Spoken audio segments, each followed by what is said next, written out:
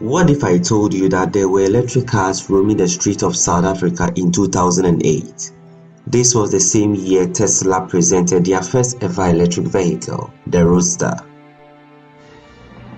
The Joule will be Africa's first homemade, all-electric, zero-emissions vehicle by 2010, putting Optimal Energy, a Cape Town-based company, on par with vehicle giants such as General Motors, who will be launching its first large-scale electric car next year.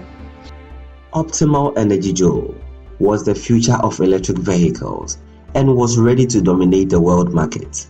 This was a 5-seater electric vehicle, 3.8 meters long and a turning circle of 10.2 meters, weighing 1,200 kilograms. It had the proof of covering a distance of 135 kilometers per hour with a normal recharge time of 10 to 12 hours.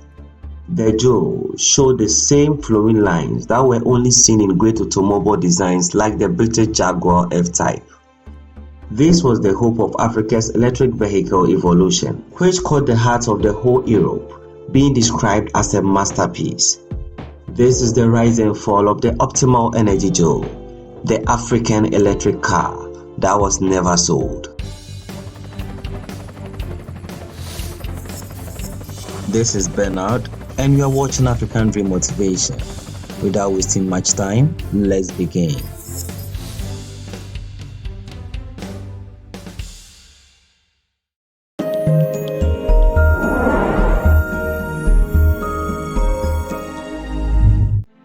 In the early years of the 21st century, the conversation about electric cars began gaining so much interest.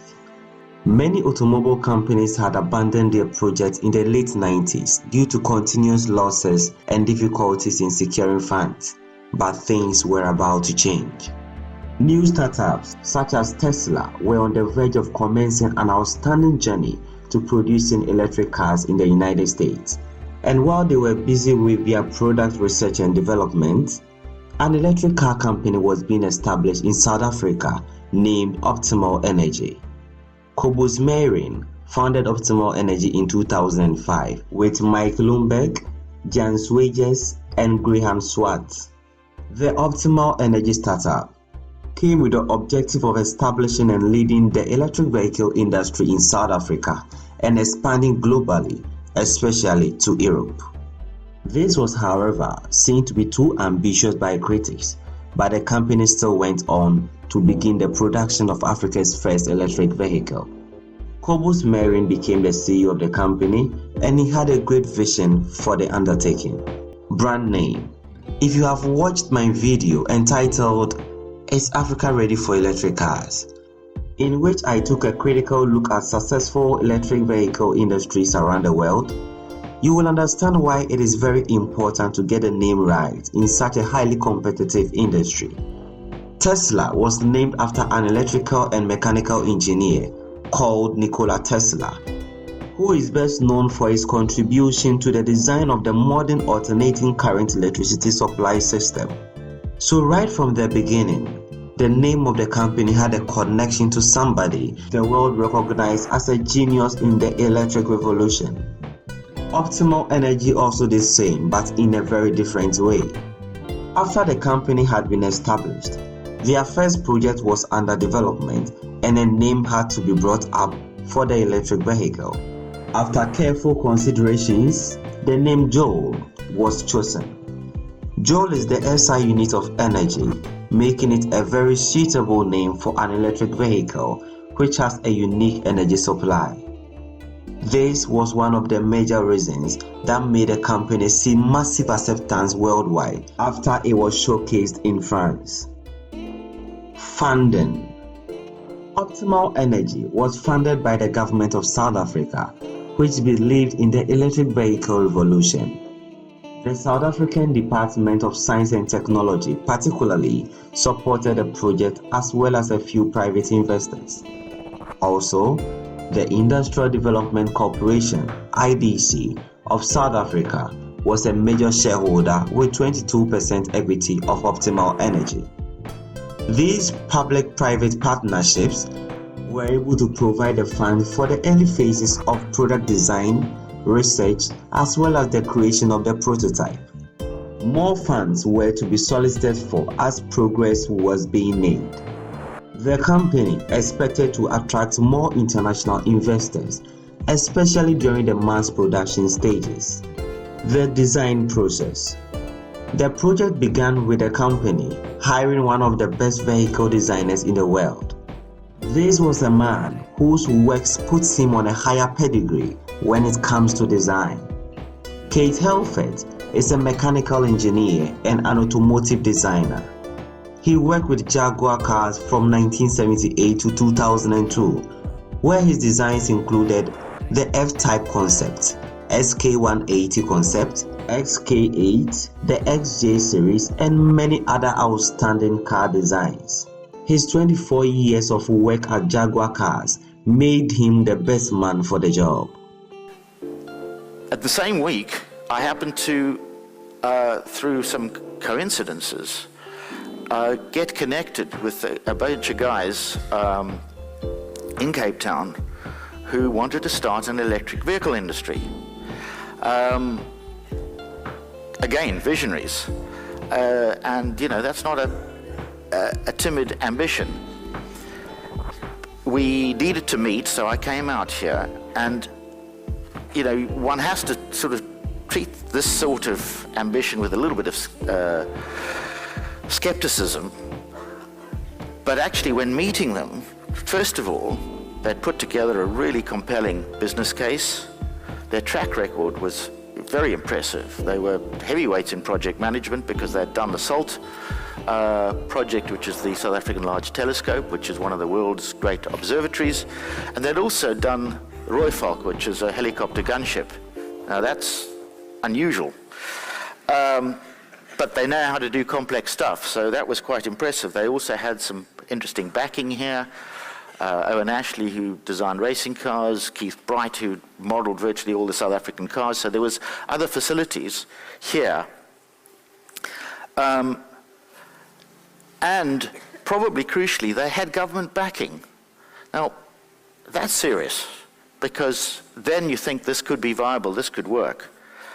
And something else, which was a real pleasant surprise for me, underpinning what they were trying to do was idealism. They really believed that this was going to be good for the world and good for South Africa.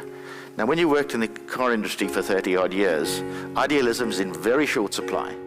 The engineering perspective of the car looked awkward, and Kate Helfet advised that to really appeal to the market, the standard had to be raised. He worked hard on the design, improving it after a series of proportions. He designed the perfect electric vehicle that would stand out against great designs out there. It was time to actually make a physical prototype to see how it would really come out. After a year of production and engineering works, the prototype for the Optimal Energy Joule was successfully completed, and it looked outstanding. After years of perfection, it was time to show the world the beautiful body of work the company had accomplished. Unveiling. The Optimal Energy Joule was first unveiled to the general public at the 2008 Paris Motor Show on 2nd October 2008. This was an outstanding news and a great step for Africa's first electric vehicle. Good morning. I explain to the Italian public that your company, Optimal Energy, arrived from South Africa and present here in the Mondial de l'Automobile de Paris. This car, Joule, electric car, and of course we are electric motor news, especially for electric and alternative energies in the mobility field. And we are very, very interested to know more about the car, technical features, and eventually production, and of course about your company. Thank you very much. Yes, I appreciate it. This is the first time we are exhibiting Joule to the world. The vehicle was well received in Paris and broadcasted both locally and internationally, with many people admiring its unique style. There were even some global retail firms who already requested a sole distribution right from the company once mass production had begun. The evaluation team from Car Magazine were stunned by what they were seeing. They even took the car for a test drive, after which they gave a very positive review. They said, "It is good, very good in fact." A bright future awaited the invention, and nothing could really go wrong at this point, except no one knew what the future had for Africa's first electric vehicle, the Optimal Energy Joule. At this point, the vehicle was in the final stage awaiting commercial production. The market response was massive, and the sales strategy had already been laid out. What was needed now was more funding to enter commercial production stage. During these times, prices of petrol and diesel were rising very fast. Taxes on internal combustion engine vehicles were becoming outrageous. Optimal Energy envisioned the production of vehicles that could meet these needs and was waiting to capitalize on that to break through. The spotlight was on them, and the world awaited what their next move would be. But out of a sudden, the company announced its closure. An innovation predicted to make massive impact in the world was now shattered. How at all did this happen? The fall of Optimal Energy Joule. As of the year 2012, many other production companies had gone commercial, making the European market highly competitive. Even though the Optimal Energy Joule had passed the European Star Safety Rating and complied with the stringent EU standards, it was up against companies like Tesla, Volkswagen, Hyundai, and other high-profile companies which had huge financial backing. Also, in order to produce the Joule at an affordable price, they needed to embark on a mass production scale for the company to enjoy economies of scale.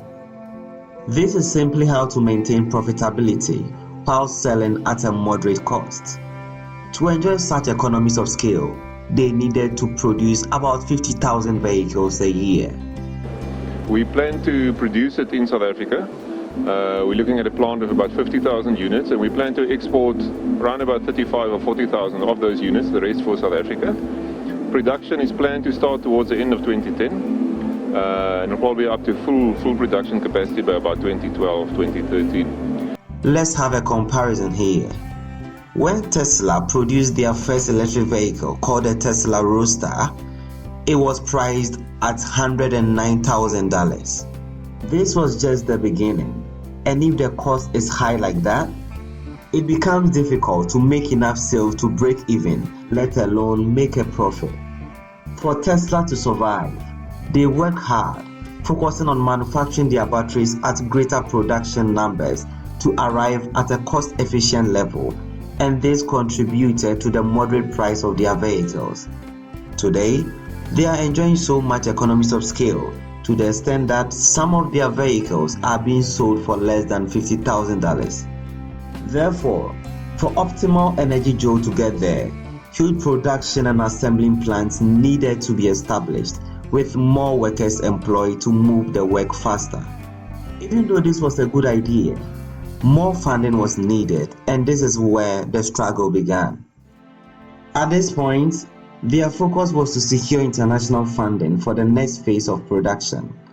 This became an unending round of frustration for Kobus Meiring and the company. The company was under serious tension, with funds desperately needed for continuity. So far, they had over 100 employees who were on their payroll. Stakeholders stood in a confused position, with the future of the company at risk. The little available was able to see to the production of a small pilot fleet of Joules, which was manufactured in conjunction with high-tech automotive in Port Elizabeth. All this while, the CEO, Kobus Meiring, together with other stakeholders, were hoping to secure an international partner who will come in with a huge investment to help the company go commercial by 2014. Their only hope was the government, who withdrew at the beginning of 2012. This led to the company postponing its production date as many as 4 times.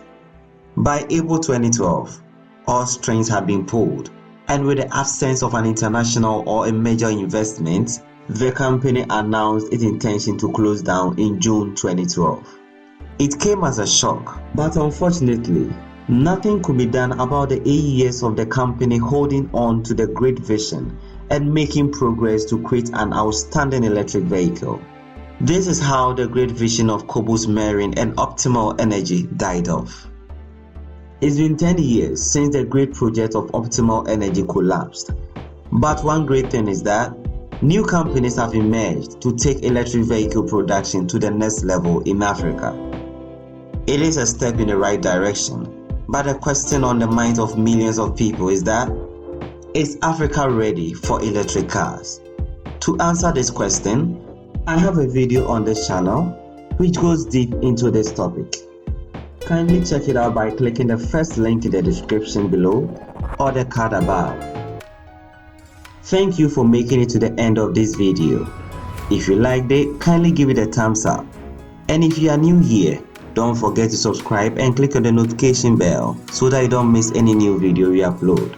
Until we meet again in another video, have a wonderful day.